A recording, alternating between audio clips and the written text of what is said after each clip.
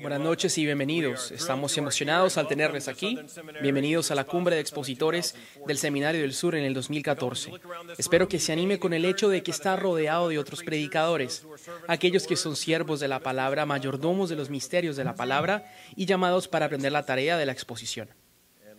Y estamos emocionados al tener la oportunidad de darle la bienvenida aquí y particularmente emocionados de tener en esta conferencia a mis amigos especiales John MacArthur y H.B. Charles Jr. Así que sé que estará ansioso de escucharles.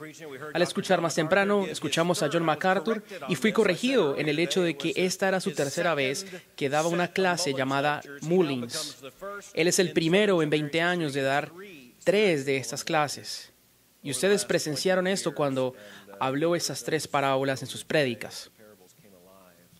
Y de eso precisamente se trata la predicación bíblica. Es uno de los misterios más grandes del reino de Dios. Porque ¿por qué sería que Dios en los cielos escogió que esta fuera la manera en que su mensaje fuera dado? Después de todo, supuestamente, vivimos en una época post-oral, en una época donde supuestamente la gente ya no escucha las palabras, donde ciertamente la retórica y la oratoria han sido expulsadas. Solamente observe una campaña política de hoy y pregúntese si percibe al menos un intercambio de ideas en esas convenciones. Y luego se percata de su propia poca capacidad de atención con cualquier mensaje que escucha. Y se da cuenta que en este año, en el 2014, en nuestros círculos, donde quiera que la predicación bíblica genuina toma su lugar, es casi que el único lugar en el mundo donde está sucediendo. Como dije esta mañana, la definición de Lutero acerca de la iglesia es que es una casa de reunión. Él no dijo que era una casa de símbolos, no es que es una casa donde usted viene a pintar cuadros. Esto debe corregir a muchas iglesias de hoy en día.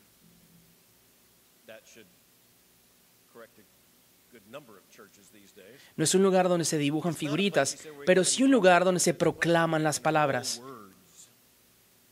Incluso en la Reforma y en la arquitectura de los edificios se podía percatar el ánimo de construir casas de reunión. Se percibía cómo el altar le daba paso al púlpito. Se podía ver cómo lo que había antes de la Reforma en forma de íconos y paredes en el púlpito le daba espacio a la centralidad del púlpito.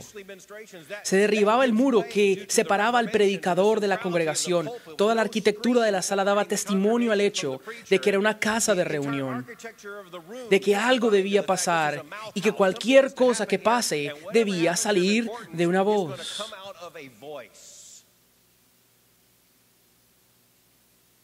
Los adultos nos quejamos de que los jóvenes tienen atención corta, pero la verdad es que nosotros tampoco, porque nadie nos obliga a detenernos y a escuchar. Y la realidad es que cuando la predicación de la palabra toma su lugar y alguien la escucha y la reconoce por lo que él es, el tiempo se detiene. Y la razón por la cual mucha gente le fastidia la predicación expositiva es porque generalmente nunca la ha escuchado de verdad. No tienen paciencia con aquello que no conocen hasta que lo ven. Y cuando lo ven y lo escuchan, se dicen, quiero eso para mí. ¿Qué hacía en el púlpito antes de hacer esto, predicador? Cualquiera que haya sido, párelo. Solo haga esto. Tanta predicación que sucede en tantos púlpitos. Quiero decir honestamente que muchos predicadores se consideran predicadores expositivos y saben al menos que eso es lo que deben decir. Se escucha decir, ¿cuál es su estilo de predicación? ¿Expositiva? ¿Qué clase de predicador es usted? Expositivo. Luego escucha su predicación y se da cuenta que no es ni cerca de lo que dice.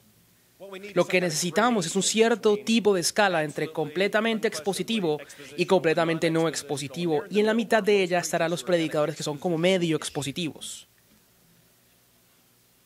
Ellos como que miden a poder llegar a ser aproximadamente un poquito rozando, casi llegando a ser expositivo. Pero al final del día, el texto no es el centro supremamente. Y no es la exposición del texto bíblico lo que carga la pasión y la sustancia del mensaje. En el tiempo que tendré con ustedes en esta conferencia, quiero hablar en dos mensajes acerca de la exposición. Primero que todo, en términos de un texto masivo y luego en términos de un texto pequeño. Esta noche será el texto más masivo. Es uno muy grande. Va a caer muy pesado sobre nuestras espaldas. Fue hecho para eso. Así que tiene que ser. Le invito a que vaya conmigo al capítulo 22 de Génesis. Génesis capítulo 22.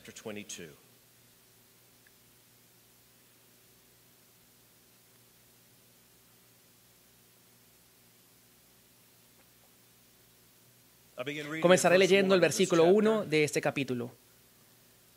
Aconteció que después de estas cosas, Dios probó a Abraham y le dijo, Abraham. Y él respondió, aquí estoy. Y Dios dijo, toma ahora tu hijo, tu único, a quien amas, a Isaac, y ve a la tierra de Moría, y ofrécelo allí en holocausto sobre uno de los montes que yo te diré. Abraham se levantó muy de mañana, aparejó a su asno, y tomó con él a 2 de sus criados y a su hijo Isaac. También partió leña para el holocausto, y se levantó y fue al lugar que Dios le había dicho. Al tercer día alzó Abraham los ojos y vio el lugar de lejos. Entonces Abraham dijo a sus criados, quédense aquí con el asno, yo y el muchacho iremos hasta allá.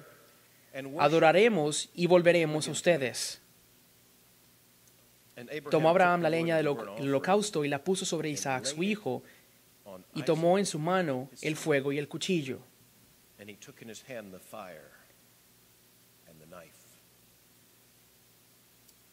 Y los dos iban juntos. Isaac habló a su padre Abraham, Padre mío, y él respondió, aquí estoy, hijo mío. Aquí está el fuego y la leña. Isaac dijo, pero ¿dónde está el cordero para el holocausto? Y Abraham respondió, Dios proveerá para sí el cordero para el holocausto, hijo mío. Y los dos iban juntos. Llegaron al lugar que Dios les había dicho, y Abraham edificó allí el altar. Arregló la leña, ató a su hijo Isaac y lo puso en el altar sobre la leña. Entonces Abraham extendió su mano y tomó el cuchillo para sacrificar a su hijo. Pero el ángel del Señor lo llamó desde el cielo y dijo, Abraham, Abraham. Y él respondió, aquí estoy. Y el ángel dijo, no extiendas tu mano contra el muchacho ni le hagas nada, porque ahora sé que temes a Dios, ya que no me has rehusado tu hijo, tu único. Entonces Abraham alzó los ojos y miró y vio un carnero detrás de él, trabajado y trabado por los cuernos en un matorral. Abraham fue, tomó el carnero y le ofreció en holocausto en lugar de su hijo.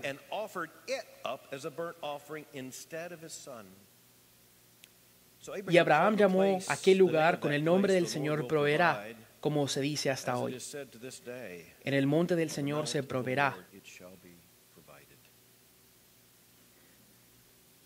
El ángel del Señor llamó a Abraham por segunda vez desde el cielo y le dijo, por mí mismo he jurado, declara el Señor, que por cuanto has hecho esto y no me has rehusado tu hijo, tu único, de cierto te bendeciré grandemente y multiplicaré en gran manera tu descendencia, como las estrellas del cielo y como la arena en la orilla del mar, y tu descendencia poseerá la puerta de sus enemigos.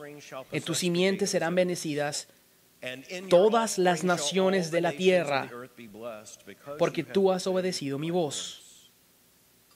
Entonces Abraham volvió a sus criados y se levantaron y fueron justos a Berseba, y habitó Abraham en Berseba. Muy bien. Entonces, ¿qué hacemos con esto? Tenemos básicamente dos opciones. Mucha de la academia bíblica moderna, llamada academia, piensa que lo único que se puede hacer con este pasaje es aniquilar su valor histórico y encontrar una forma de decir que diga algo bonito sobre esto, pero admitiendo que realmente no sucedió. Pero si usted toma ese camino, encontrará el problema de que la historia sigue ahí. La narrativa está aquí como la pieza central de Génesis y no parece irse a ningún lado. De hecho, si usted decide leer ese texto meramente como algo literario y decir solamente que es una historia y no debemos preocuparnos por su validación, porque no creemos que Dios actuaría de esta forma, porque no creemos que Abraham obedecería de esta forma, si en realidad algo tan horrible como esto fuera verdad, ningún texto como este hubiese sido escrito. Y se concluye que esto solo es literal, y si es solo una historia, es una historia horrible. Si es solo una historia, es una macabra, horrible, sin balance y demente. Por otro lado, si es verdad, entonces somos salvos. Repito, si es verdad, entonces somos salvos. Esta es la distinción. Si es solamente una historia, es una historia de horror. Pero si es la verdad, entonces somos salvos. El texto comienza después de estas cosas. ¿Y cuáles son estas cosas? Bueno, ese fluir de los eventos de Génesis, por cierto, en el intento de quitar el valor histórico al texto, los modernistas han tratado de decir que no interesa las verdades que el texto está intentando decir, más bien lo podemos dejar en el mundo de la narrativa, lo trataremos como una historia, y si lo tratamos como una literatura, podemos hablar acerca del propósito del autor, podemos hablar sobre los géneros literarios, podemos hablar sobre el estilo literario, no tenemos que hablar acerca del carácter de Dios, no tenemos que hablar acerca de los asuntos morales que están implícitos en el texto, no tenemos que hablar acerca del pecado, la expiación, no tenemos que hablar acerca de la redención, solo hablaremos acerca de los personajes y la trama.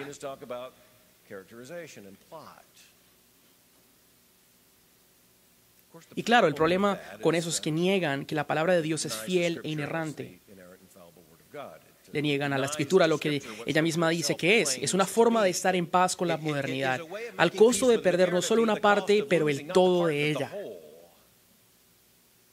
Más allá, el intento temprano modernista para decir que los 3 primeros capítulos de Génesis no eran literales, pero que el resto sí, luego ya después dijeron que también hasta el capítulo 11, que se deja el texto en meramente un contexto narrativo literario, y después que el 12 se volvía ya histórico. Pero una vez más, ya hasta el capítulo 22 hasta hay problemas. Y por cierto, si toma esto en forma de pensar, no se detendrá en el 3, o en el 11, o Génesis 22. Usted quedará ya sin nada, porque no habrá un lugar en el que se pueda detener.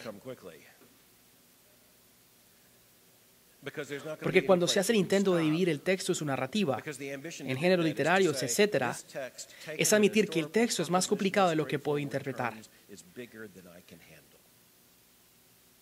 La colisión de perspectivas entre la modernidad y el texto es muy agresiva y da como resultado que se diga no podemos predicar cosas así.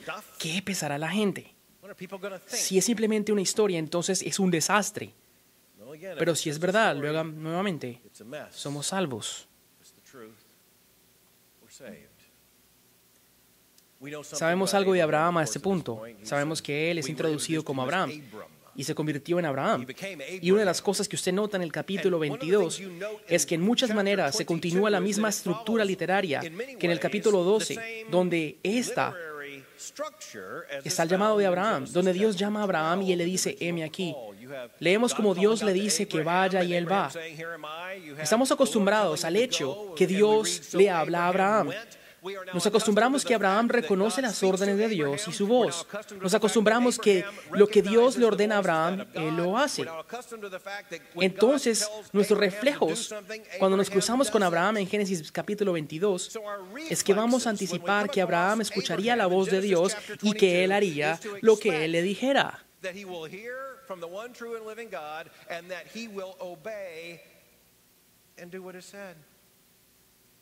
Abraham no es presentado de ninguna manera como un ser perfecto.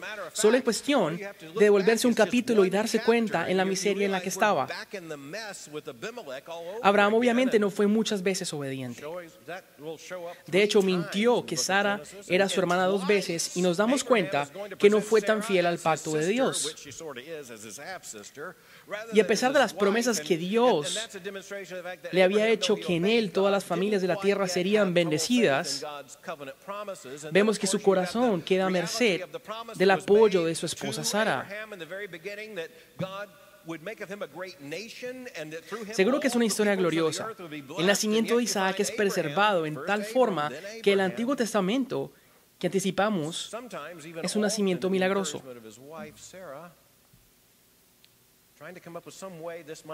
Para el propósito de salvación de Dios, y se nos entrena a esperar en el Antiguo Testamento que hay que esperar mucho tiempo para un bebé. Y la honestidad del texto es sincera a tal punto que se muestra a Sara reírse. Y Abraham declarando que está tan ya muerto de vejez. La Biblia honestamente nos enseña un patrón de pensamiento y nos acostumbra a verlo así.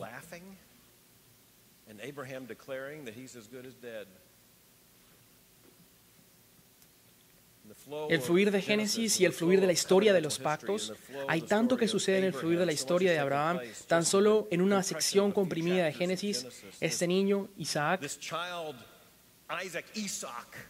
en hebreo risa, es dado en contra de toda la información biológica. Este centenario, con su esposa en los 90, tienen un bebé.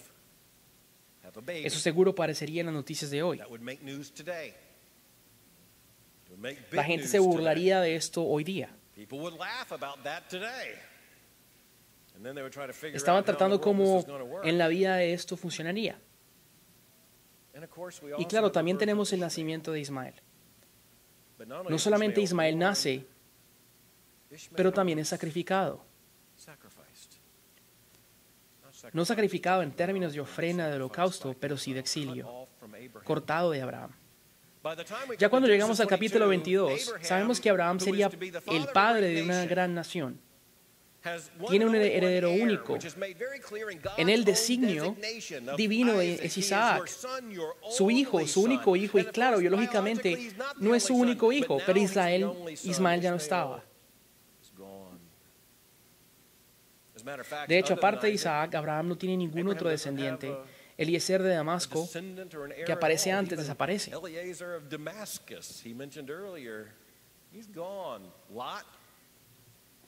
Lot desaparece. Ismael también desaparecido. Lo único que queda es el hijo de la promesa del pacto, Isaac. Risa. Note la intimidad del texto en Génesis, en capítulo 22, cuando el Señor le habla a Abraham. Después de esas cosas, después de un periodo de tiempo, después de los eventos del capítulo 21, un periodo de tiempo ha pasado en el que con toda seguridad Isaac está a punto de llegar a su adolescencia temprana. En términos del contexto y de las palabras que son utilizadas, por ejemplo, Abraham le dice a sus siervos, quédense aquí y yo llevaré al asno y al muchacho.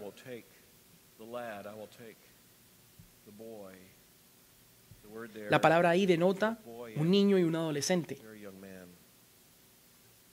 Después de esas cosas, Dios probó a Abraham, pero usted nota la intimidad cuando escucha, toma a tu hijo, tu único hijo Isaac, pero dice algo más, quien tú amas. Y ve a la tierra de Moría y ofrécelo allí como un holocausto. Y ve a la montaña que yo te diré. En términos de la estructura de Génesis 22, hay que estar muy, pero muy agradecido con las palabras del versículo 1. Si esas no estuvieran aquí, no hubiéramos podido entender todo esto. Creo sinceramente que no pudiésemos con este texto sin el hecho de que se nos dice con anticipación que Dios estaba probando a Abraham.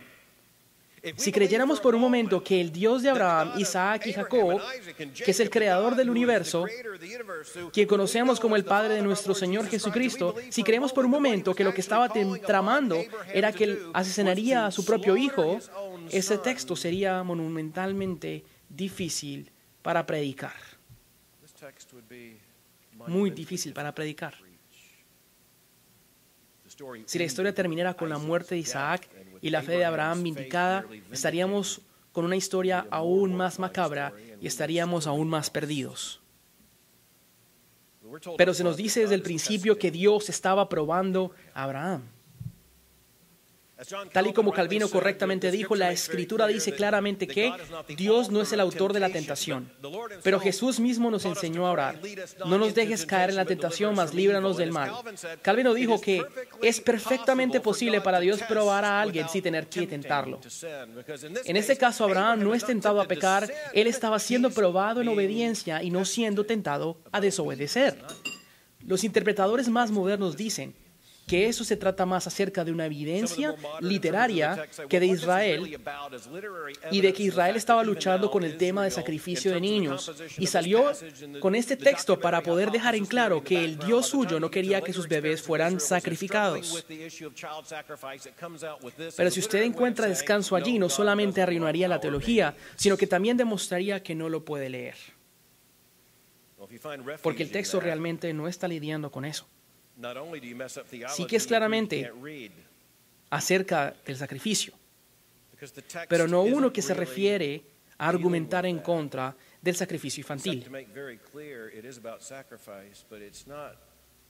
No es en contra del sacrificio infantil, porque encontramos que en la Escritura que Dios no quiere el sacrificio de nuestros hijos. Es claro que Dios está probando a Abraham y lo llama singularmente con su nombre,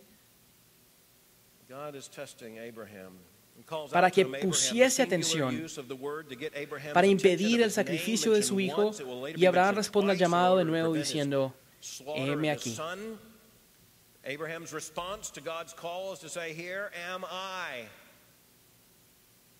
El cual estamos entrenados desde antes del libro de Génesis para anticipar que cuando Samuel escuche el llamado de Dios, responda de la misma manera, como si Dios necesitase saber dónde es que estamos. Pero Dios llama y usted que responde, heme aquí. Y luego llega el texto que captura nuestra atención.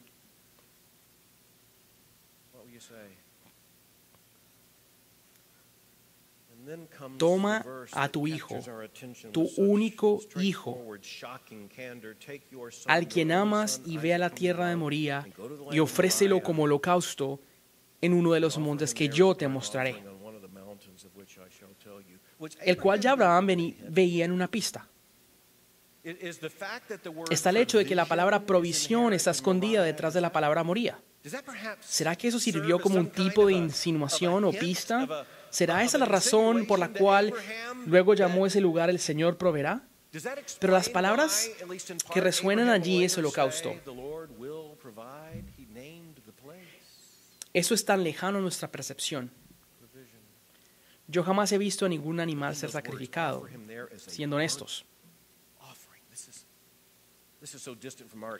Asumo que usted tampoco.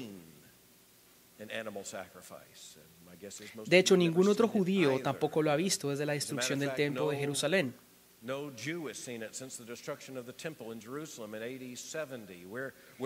Y si sucede en otro sistema religioso con creencias remotamente distintas, con ramificaciones teológicas remotas, con otras connotaciones, la verdad es que completamente es estrafalario.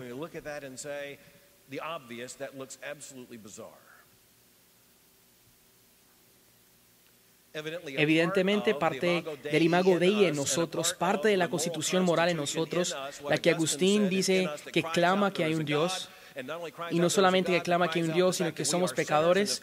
Evidentemente, sociedad tras sociedad, paganismo tras paganismo, idolatría tras idolatría, reconoce que un cierto sacrificio es necesario para la expiación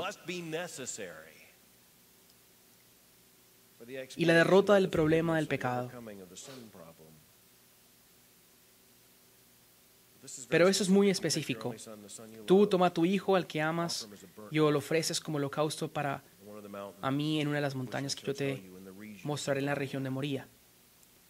Y de igual manera que en el capítulo 12, que Abraham se levanta temprano en la mañana y toma su asno y lleva a su hijo con él, su hijo Isaac.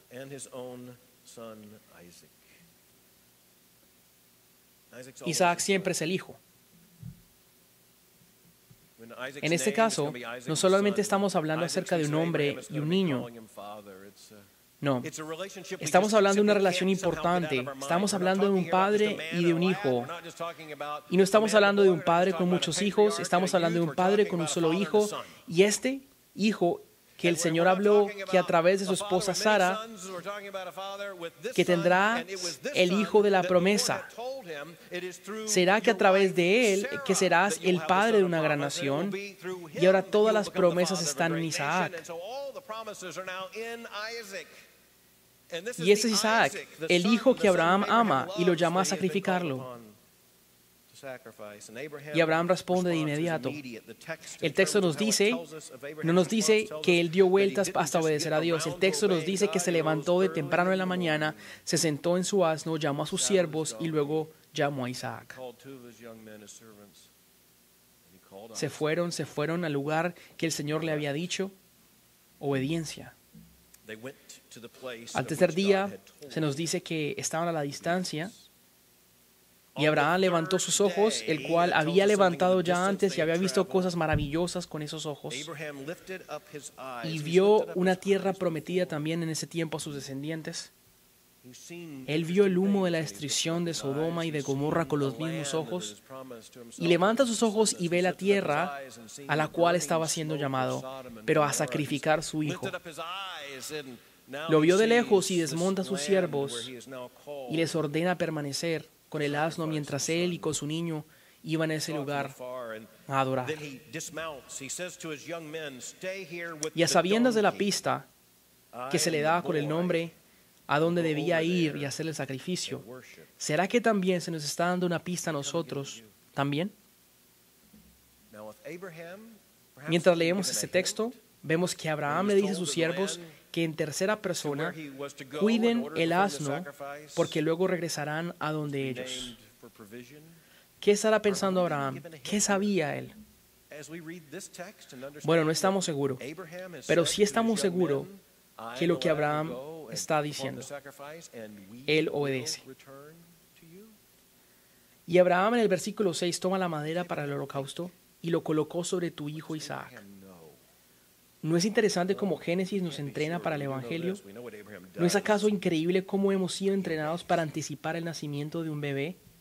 Hemos sido entrenados que cuando Dios actúa decisivamente para la salvación de su pueblo, el nacimiento de este niño tiene que ser completamente milagroso. ¿No es acaso increíble que cuando el sacrificio sucede o todo sucede, será porque el Hijo carga el madero por sí mismo? ¿No es increíble lo mucho que sabemos del Antiguo Testamento al leer el Nuevo Testamento? ¿No les parece completamente increíble? Es completamente increíble. Y cuando ese sacrificio suceda en el futuro, será porque el Hijo mismo cargará la madera por sí mismo. El Nuevo Testamento nos da mucha claridad sobre el Antiguo.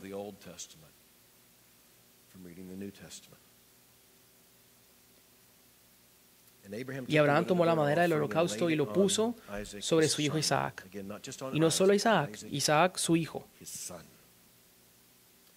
Y en su mano él toma el fuego y el cuchillo, las dos cosas necesarias para este holocausto.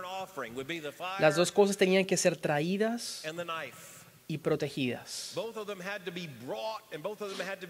Si es que iba a haber un holocausto, tenía que haber un cuchillo y un fuego. Y tenía que haber una víctima. Y para eso tenía que haber un sacrificio. Y tenía que haber madera. Y luego al siguiente versículo es tan espeluznante. Isaac le dice a su padre, mientras ellos iban juntos, Isaac le dice, Padre mío, el hijo que él ama, clama a su padre. Abraham le responde a Isaac de la misma manera que Dios, heme aquí, pero nota que dice, hijo mío. El texto nos hace ver algo más allá. No es solamente un hombre y un niño. Eso es un padre y un hijo. Y el padre dice, he aquí el fuego y la leña, pero ¿dónde está el cordero para el holocausto?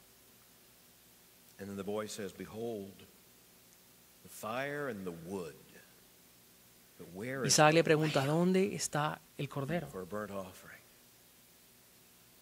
Bueno, eso nos dice mucho. Nos dice que Isaac tiene la suficiente edad para entender la lógica del sistema sacrificial. Tiene la edad en la que había sido testigo para saber los sacrificios que se hacían. Él es participante del culto del pacto del antiguo Israel. Él había sido entrenado por Abraham para que fuese ese patriarca de Israel. Él no sabe muy bien cómo es que ese sistema sacrificial se hace, pero sabe que es un holocausto. Él lo entiende también, que cuando mira las herramientas, puede mirar las provisiones y puede mirar la madera, puede mirar el fuego, el cuchillo, pero él hace la pregunta correcta. ¿Dónde está el cordero? Honestamente, creo que esa es la pregunta más terrible que existe en las Escrituras.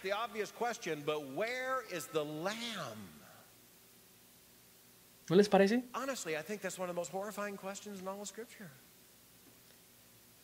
¿Dónde está el cordero? Todo el resto de las provisiones se han dado: fuego, cuchillo, madera. Pero ¿en dónde está el cordero? ¿Tendría Isaac algún conocimiento de que él era el cordero?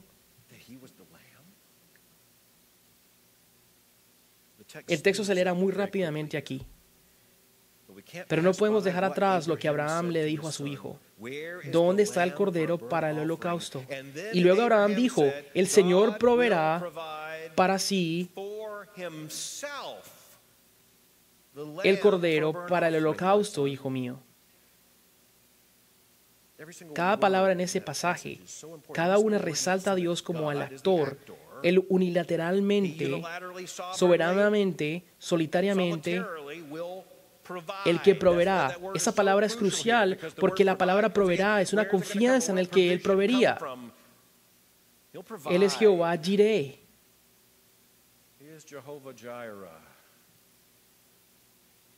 Pero proveerá para sí.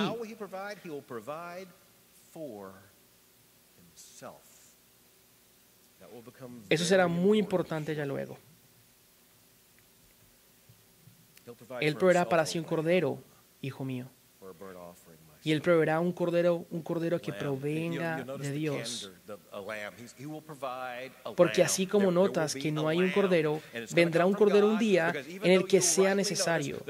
Cuando sea el tiempo propicio, Dios proveerá un cordero para sí, y el cordero será ese propicio. Proveerá para sí un cordero. Y así se fueron. Cuando llegaron al lugar al cual el Señor les había mandado, y en la montaña Abraham construyó el altar, poniendo la madera en orden. ¿Qué estaría pensando Isaac? ¿En dónde está el cordero? Me imagino que la pregunta se volvía más pesada cada momento. ¿Será que se imaginó lo que Dios le había instruido a su padre?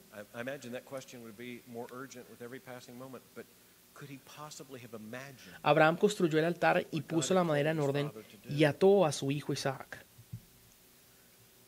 El Akedab. La palabra hebrea, la tradición judía llama a este pasaje Isaac es atado. Pero no somos salvos por la acción de atar, somos salvos por un asesinato. Abraham construyó el altar, puso la madera y ató a su hijo Isaac, poniéndolo en el altar encima de la madera.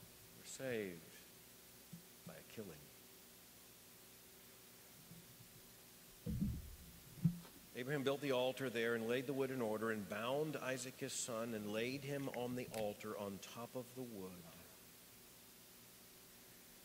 Y en el versículo 10, Abraham tomó con su mano el cuchillo para sacrificar a su hijo.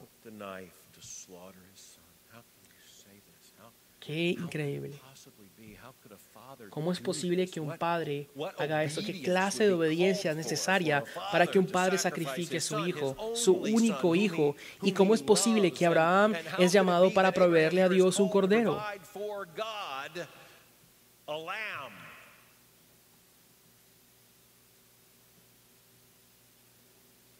Cuando Abraham le dijo a su hijo que Dios proveería para uno y para sí un cordero, alcanza su cuchillo y lo levanta para sacrificarlo. El texto no intenta hacer un eufemismo o trata de adornarlo para que suene bonito. Aquí él está preparado para sacrificar a su hijo. El cuchillo está en su mano.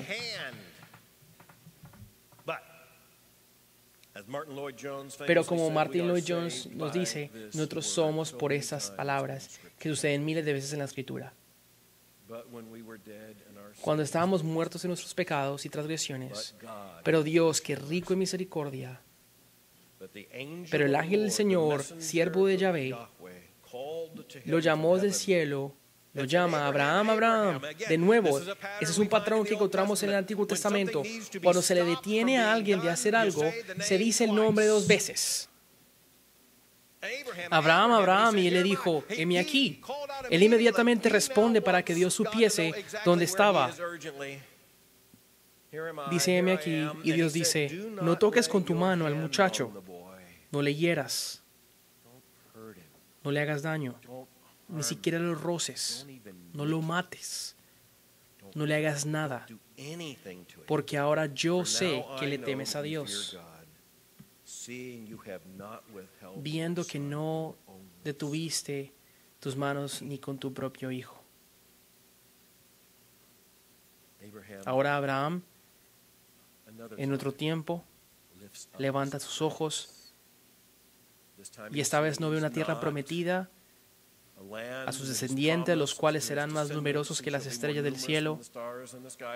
Esta vez que levanta los ojos no ve las ruinas quemadas de Sodoma y Gomorra.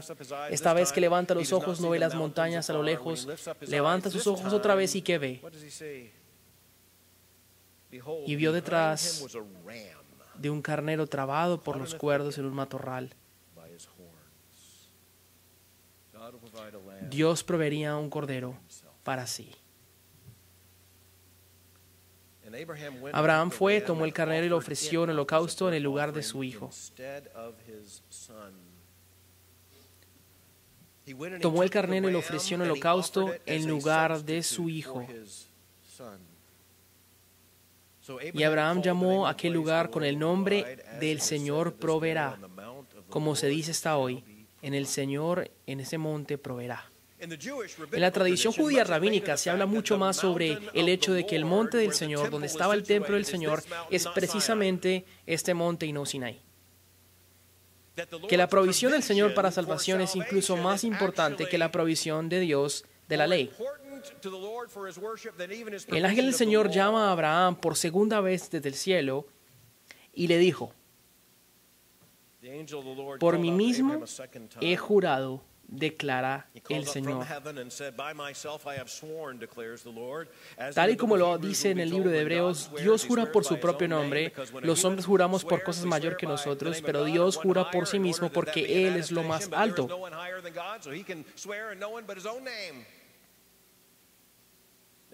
Que por cuanto has hecho esto y no me has rehusado a tu hijo, tu único, de cierto te bendeciré grandemente y te multiplicaré en gran manera tu descendencia como las estrellas del cielo y como la arena en la orilla del mar. Y tu descendencia poseerá las puertas de sus enemigos. En tu simiente serán bendecidas todas las naciones de la tierra, porque tú has obedecido mi voz. ¿A qué se refieren las dos últimas palabras, porque tú has obedecido mi voz? Pablo nos dice, ratificando lo que encuentra Génesis 15, que Abraham creyó y le fue contado por justicia. Abraham es justificado. Había sido justificado 7 capítulos atrás. Él había sido probado en muchas otras maneras. Él había obedecido comenzando con la primera prueba al principio de la narrativa, cuando se le dice que deje la tierra de su parentela y él se va. Y ahora le toca sacrificar a su hijo en el monte Moría y también se va. Pero el Señor declara al final de este pasaje: por cuanto has obedecido mi voz, en ti todas las familias de la tierra serán bendecidas. Porque has obedecido mi voz. Entonces, Abraham cumplió con la promesa que había hecho en la presencia de su hijo y sus criados.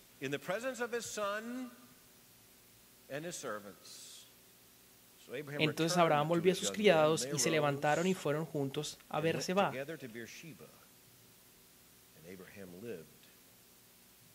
Y habitó Abraham en Beerseba. En los últimos 100 años esta historia ha sido objeto de escrutinio intenso. Ha sido rechazada por muchos. Los rabíes han querido suavizar la historia, entendiendo quizá que era un cómplice de Abraham en toda la historia, sugiriendo que de alguna manera la historia no es lo que aparenta ser. Los académicos modernos lo ven moralmente horrenda y simplemente la dejan a un lado para quitarle valor histórico, sugiriendo que no sucedió. Pero sigue siendo muy problemática porque aún está allí. Y luego están las tres Ks: Kafka, Kant, Kierkegaard. Kafka, leyendo esto, afirma que es una clase de autodesprecio judío. Es la clase de historias de terror que le gusta contar a la gente que le gustan las historias de terror.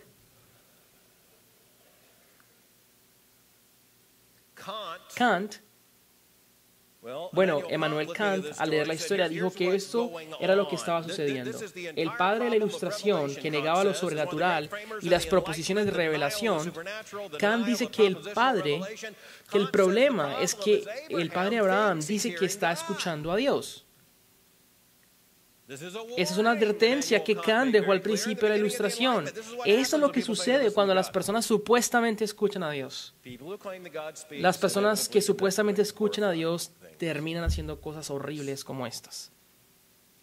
Y luego está Kierkegaard, completamente poseído de la melancolía y la emoción. Trata de encontrar si hay un tipo de esperanza en todo esto y llega a este pasaje y lo llama la suspensión temporal de lo teleológico. Ahí tiene su desayuno. Dice que esa es la suspensión de la ética. Es Dios demostrando que es metaético. Como Dios nos mira en nuestro sistema de mal y bien sabiendo que es superior a ese sistema. Bueno, si eso es un ejemplo de autodesprecio judío, ciertamente estamos muertos. Si eso es un ejemplo del peligro radical de la revelación divina, ciertamente también estamos perdidos, completamente perdidos.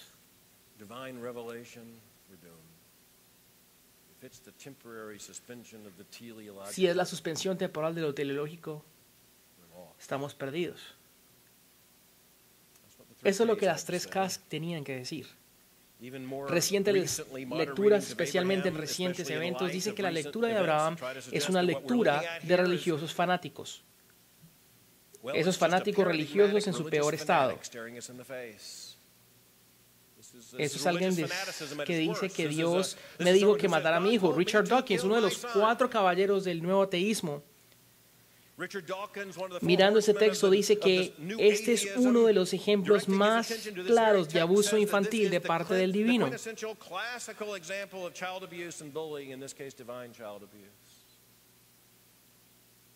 Los intérpretes femeninos del Antiguo Testamento se refieren a ese contexto como uno de los simplemente no se pueden tolerar. Y no quiero decir y estar de acuerdo con ella. Philip Straub dice que ese es uno de los textos de terror que aterrorizan. Y yo quiero estar de acuerdo con ella. Si es solo una historia, debemos estar aterrorizados con ella. Pero si es verdad, somos salvos. El problema aquí es claramente teológico. El problema más grande aquí es precisamente lo que se dice acerca de no Abraham, pero Dios. Porque en este texto es que Dios es el que dice y le dice a Abraham que mate a su propio hijo. Es Dios en su carácter de justicia y bien, el cual está en conflicto y satura este texto. Pongámoslo de esta manera, los críticos modernos de Dios y la Biblia no se contentan con el hecho de que Dios provea el sacrificio que demanda, a diferencia de que simplemente lo demande. Porque la ofensa central en la mente moderna es que haya un Dios que sea tan celoso que demande solamente un sacrificio. Ese es el problema real. Este examen monstruoso, el problema es un Dios que toma en serio el pecado y demanda un sacrificio en cualquier contexto. Un Dios que demanda la obediencia. El problema no es que tengamos supuestamente un Dios que demanda sacrificios, pero más que todo, uno celoso que demanda obediencia. No queremos un Dios que demande un sacrificio aun cuando Él lo provee, y tampoco queremos un Dios que demande obediencia. No queremos seguir el ejemplo de Abraham. La gente moderna, al estar en la misma circunstancia, lo menos que diría es, heme aquí. Y también que tenemos un problema, y uno que tenemos que admitir de frente, y es que si todo lo que tenemos es el Antiguo Testamento, no sabemos con seguridad qué hacer con ese texto, es la verdad. Pero gracias a Dios tenemos algo más.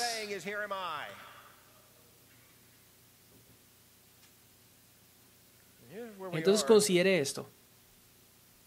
Oh, and by the way, we've got a problem here we just need to admit straight up front, and that is that if all we have.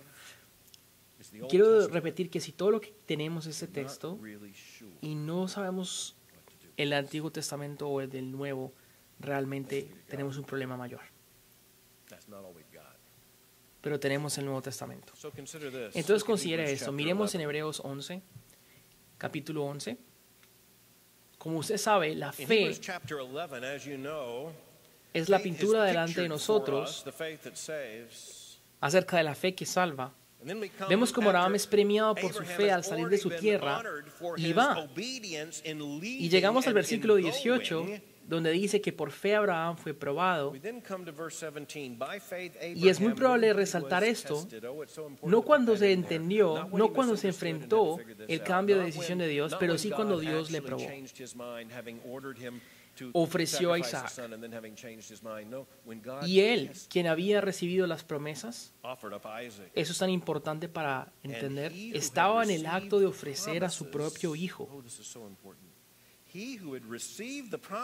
Estaba en el acto, el cuchillo estaba en sus manos, el niño estaba en sus manos, la madera estaba atada, el fuego estaba en sus manos, estaba justamente en el acto. ¿Qué detuvo a Abraham? Abraham, no toques al muchacho. El que había recibido las promesas ofrecía a su único hijo. Fue a él a quien se le dijo, en Isaac te será llamada descendencia. Él consideró que Dios era poderoso para levantar aún de entre los muertos, de donde también en sentido figurado lo volvió a recibir. No es algo literario que Abraham creyera que en el monte de la provisión Dios proveería un cordero para sí. En el tiempo propicio, Abraham estaba listo para obedecer a Dios. Él no necesitaba ver el cordero para irse a sacrificar a Isaac, porque él sabía que Dios le devolvería a Isaac porque Dios era fiel en sus promesas. Sabía que Dios era capaz de resucitarlo de la muerte. Y es aquí donde podemos leer mal la historia. Si bien Abraham estaba alcanzando con su mano el cuchillo, y Hebreos nos dice que estaba ya en el acto, si bien apuñalara a su hijo en el corazón, sería el fin de la historia. Pero Abraham no creía que ese era el final de la historia.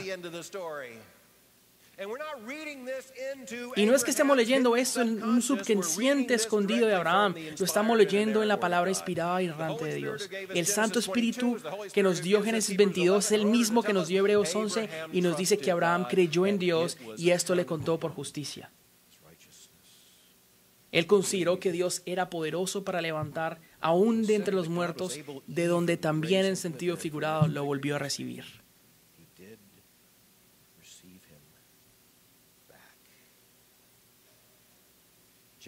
Santiago también nos dice que Abraham es una demostración de la fe que salva, la cual se traduce en obras como demostración de esa fe. Abraham se convierte en nuestro padre de la fe en su demostración de obediencia, y similarmente se nos dice que Abraham confió en Dios aún cuando debía obedecerle, sacrificando a su propio hijo. Podemos mirar tantos pasajes, y Santiago 2, 21 al 24, y otros los que podemos ver implícitamente y explícitamente. Abraham nos muestra una foto de lo que es ser el patriarca no solo de Israel, pero Santiago también nos dice que es nuestro patriarca a los que creemos en Jesús.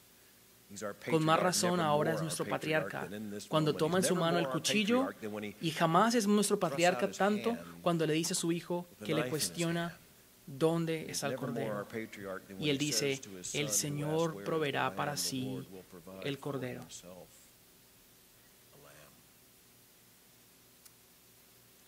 Pero para eso no es que estamos hoy aquí. Ciertamente tampoco por eso somos salvos. Pero es la revelación del pacto antiguo en el nuevo pacto que nos afirma que es ese carnero que es una tipología de Cristo, pero aún así no es completo y aún no somos salvos. Y es allí donde lastimosamente muchos predicadores latinoamericanos se detienen.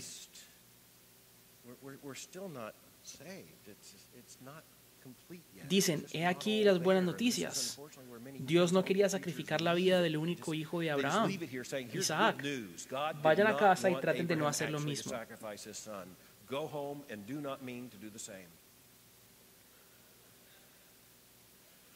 O tenemos otra perspectiva angélica, y es la que muchos han cogido un ejemplo de Abraham porque parece mostrar una fe cristocéntrica, y su fe es supuestamente demostrada en este ejemplo en el que tiene una fe escatológica, una que ve la vida después de la muerte, la que efectivamente, figurativamente sucedió, pero aún estamos perdidos.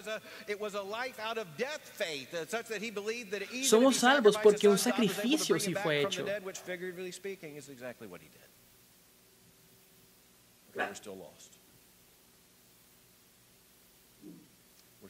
Somos salvos porque un sacrificio sí fue hecho.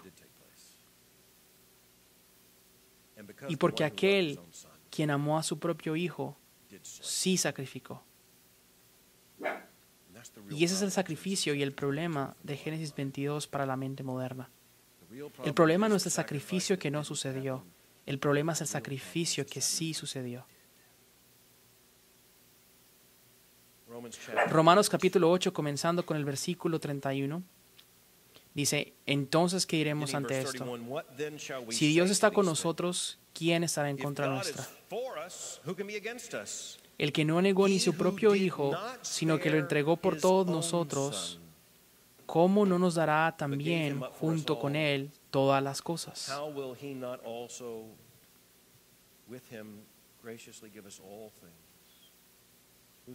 ¿Quién acusará a los escogidos de Dios? Dios es el que justifica. ¿Quién es el que condena? Cristo Jesús es el que murió, sí, más aún el que resucitó. ¿Quién nos separará del amor de Cristo? ¿Tribulación o angustia? ¿Persecución, hambre, desnudez, peligro, espada? Tal como está escrito, por causa tuya somos puestos en muerte todo el día. Somos considerados como ovejas para el matadero. Pero en todas esas cosas somos más que vencedores por aquel quien nos amó.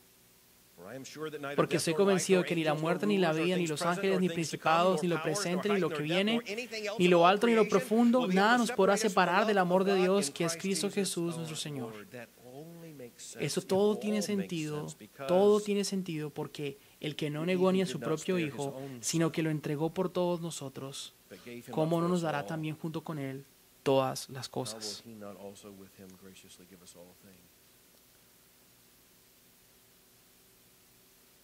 Uno de los padres de la iglesia dijo que este relato es uno de los misterios más innatos del Evangelio, porque nos damos cuenta que Isaac nunca sufrió. Pero Cristo Jesús sí.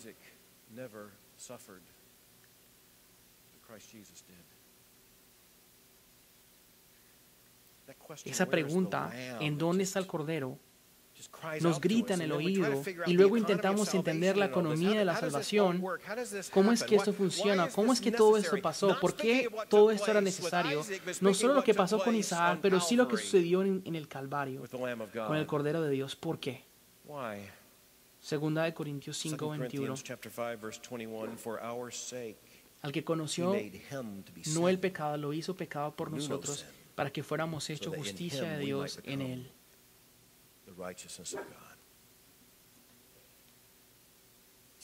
Es imposible conocer toda la perspectiva en el texto aquí en el capítulo 22 de Génesis. Es imposible para nosotros mermarlo. Lo único que podemos hacer es leerlo y, como Esdras, dar lo mejor de nosotros para entenderlo.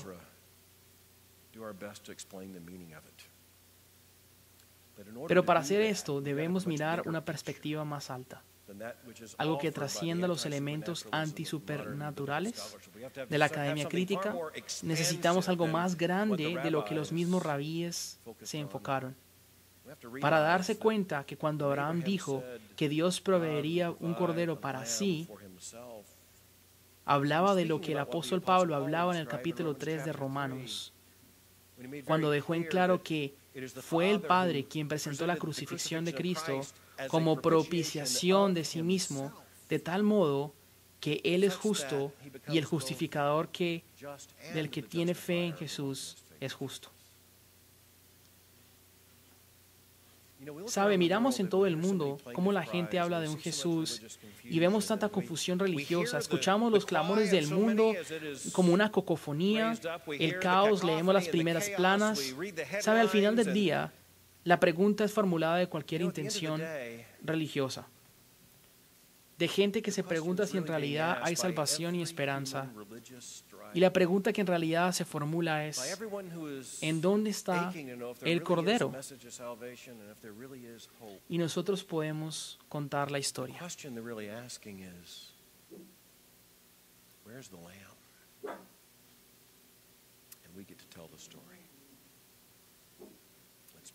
Oremos. Padre nuestro, esa es tu palabra y no la nuestra. Te pido que hagas con esta palabra lo que solamente tú puedes hacer. Trae gloria a tu nombre, ayuda a tu iglesia, incrementa tu reino. Oramos todo esto en el nombre del Señor Jesucristo, nuestro Señor. Amén.